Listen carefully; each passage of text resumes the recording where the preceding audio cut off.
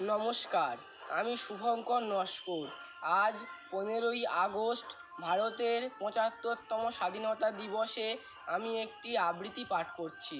আবৃত্তির নাম পতাকায় 5 রং, কবি সুকান্ত আচার্য। বলো তো দেখি পতাকায় মোদের কয়টি রং আছে? শিক্ষক এসে শুধালেন হেসে দ্বিতীয় শ্রেণীর কাছে।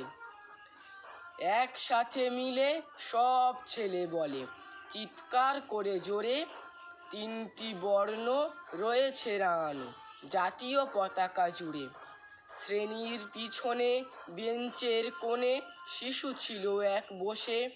পতাকায় মোদের 5 রং আছে, বলল সে মৃদু ভাষে।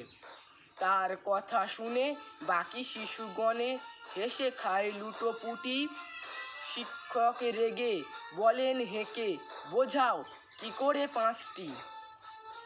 মাথা নিচু করে ভয়ার্থ স্বরে সরল শিশুটি বলে, ওপরে গেরুয়া, মাঝখানে সাদা, সবুজ আছে তার তলে। আর আছে আঁকা গোলাকার চাকা, নীল রং আছে এতে।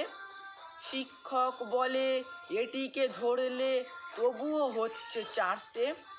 অবোধ শিশুটি বলল তখন, রং আছে আর এক।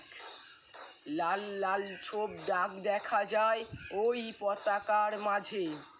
বাবাকে যখন আনলে ওরা কফিনের ঢাকা খুলে, দেহখানা তার জড়ানো রয়েছে পতাকা আর ফুলে। রক্তে দাগে দিল লাল ছোপ ওই পতাকার মাঝে।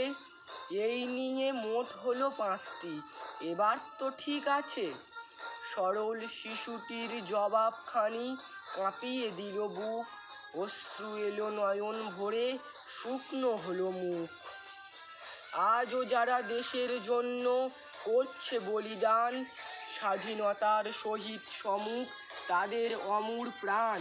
হয়েছে স্বাধীন, পেরিয়ে গেছে 75টি বছর।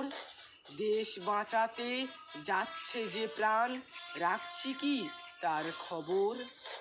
দেশ বাঁচাতে যাচ্ছে যে প্রাণ, রাখছি কি তার খবর? নমস্কার।